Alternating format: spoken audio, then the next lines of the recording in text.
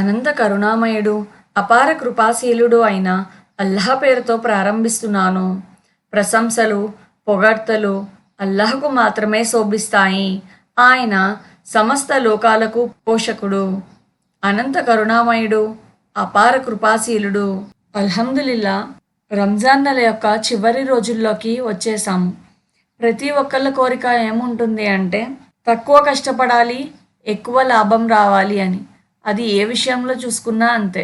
అయితే సంవత్సరం అంతా చేసే ఆరాధనలకు ఒక రకంగా పుణ్యకార్యాలు లిఖించబడితే, రంజాన్ నెలలో మాత్రం అల్లాహ్ మన సంకల్పాన్ని, మనం చేసే విధానాన్ని బట్టి 70 నుండి 700 రెట్లు అధికం చేసి పుణ్యకార్యాలను మన నామయామాల్లో లిఖింపచేస్తారు. అయితే ఏ పనులను చేస్తే మనకి ఎక్కువ పుణ్యం వస్తుంది అన్న విషయం ఇన్షాల్లా ఈరోజు చూద్దాం.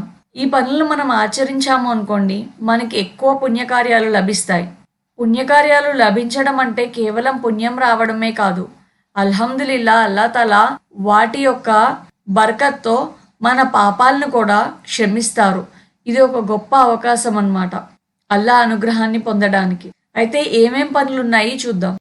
రంజాన్ నెలలో పూర్తిగా మనం అల్లాహ్ ఆరాధన చేసుకోవడానికి వీలుగా జాబ్ హోల్డర్స్ కానీ, బిజినెస్లో ఉన్న వాళ్ళు కానీ, వాళ్ళకు వచ్చే సెలవులన్నిటిని ఈ నెలలో ఎక్కువగా ఉపయోగించుకోండి.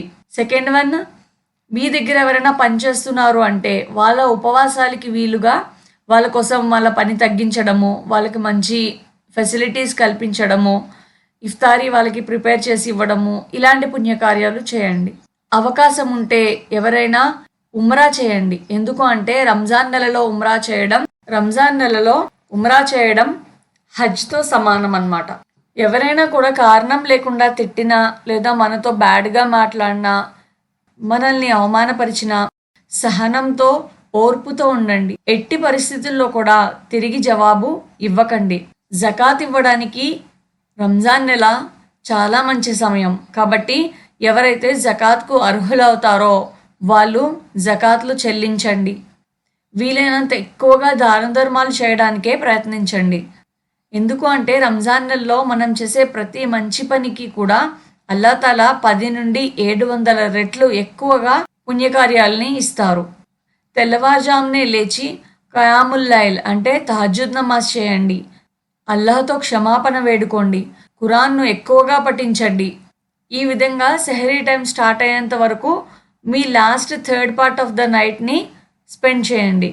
సిస్టర్స్ అయితే ఇంట్లో ఉన్న పిల్లల్ని కూడా తహజ్జుద్ నమాజ్ కోసం లేపి వాళ్ళని కూడా ఆరాధనలో ఇన్వాల్వ్ చేయండి.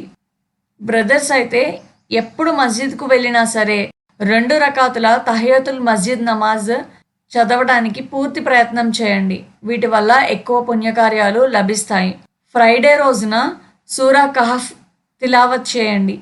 ఎవరైతే శుక్రవారం రోజు సూరా కహఫ్ని పఠిస్తారో తిరిగి వచ్చే శుక్రవారం వరకు కూడా వాళ్ళకి అల్లాహ్ సుబ్హానహు వ తఆలా వెలుగును ప్రసాదిస్తాడు.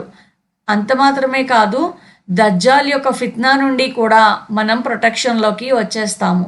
ఎక్కువ సమయాన్ని అల్లాహ్ యొక్క నామస్మరణలో గడపడానికి ప్రయత్నం చేయండి. ఇప్పుడు ఖాళీగా ఉన్నాము, ఇంట్లో తిరుగుతూ ఆ పని ఈ పని చేస్తూ ఉంటాము. ఆ సమయంలో కూడా మన నాలుక అల్లాహ్ యొక్క స్మరణలోనే ఉండేలాగా చూసుకోండి. ఎన్నో రకాల తస్బీలు ఉన్నాయి. సుబ్హానల్లాహ్, అల్హమ్దులిల్లా, లా ఇలాహ ఇల్లల్లా, లా ఇలాహ ఇల్లా అంత సుబ్హానక్ ఇన్ని కుంతు మినజ్ జాలిమీన్. మీకు అల్లాహ్ యొక్క ఏదైనా పేరు ఇష్టమైనది ఉంటే ఆ పేరును ఎక్కువగా తలవడం, యా హయ్యు యా కయ్యూమ్ అని అల్లాహ్ని పిలవడం, ఇలా ఎక్కువగా అల్లాహ్ నామస్మరణలో గడపండి. శుక్రవారం రోజు ఎస్పెషల్లీ ఎన్నిసార్లు వీలైతే అన్నిసార్లు దరూద్ పంపండి ముహమ్మద్ సల్లల్లాహు అలైహి వసల్లం గారి పైన. ఎందుకంటే అల్లాహ్ సుబ్హానహు వ తఆలా తెలియజేశారు, నేను మరియు నా దైవదూతలు ముహమ్మద్ సల్లల్లాహు అలైహి వసల్లం పైన దరూద్ పంపుతాము అని. ఏ చిన్న పుణ్య పనిని కూడా మిస్ చేసుకోకండి రంజాన్లో. చిన్న పనే కదా, మీతో పాటు ఎవరైనా ఉన్నారు అనుకోండి, వాళ్ళని కూడా ఆరాధన వైపు పిలవండి. అప్పుడు వాళ్ళు చేసే ఆరాధన యొక్క పుణ్యం కూడా మీకు లభిస్తుంది. మీరు నమాజ్కి వెళ్తున్నారు, మీతో పాటు ఉన్న వాళ్ళని కూడా మీతో నమాజ్కి తీసుకువెళ్ళండి. మీరు ఖురాన్ చదువుతున్నారు, మీ ఇంట్లో ఉన్న వాళ్ళకి కూడా ఆఫర్ చేయండి, రా నువ్వు కూడా కూర్చో, నేను చదువుకుంటున్నాను కదా, నువ్వు కూడా ఖురాన్ చదువుకో అని చెప్పండి. ఇలా పుణ్యకార్యాల వైపు పిలవడానికి ఎక్కువ ప్రయత్నం చేయండి. అల్లా సుబ్హానహు వ తఆలా మనందరి పుణ్యకార్యాలు అంగీకరించుగాక. ఆమీన్.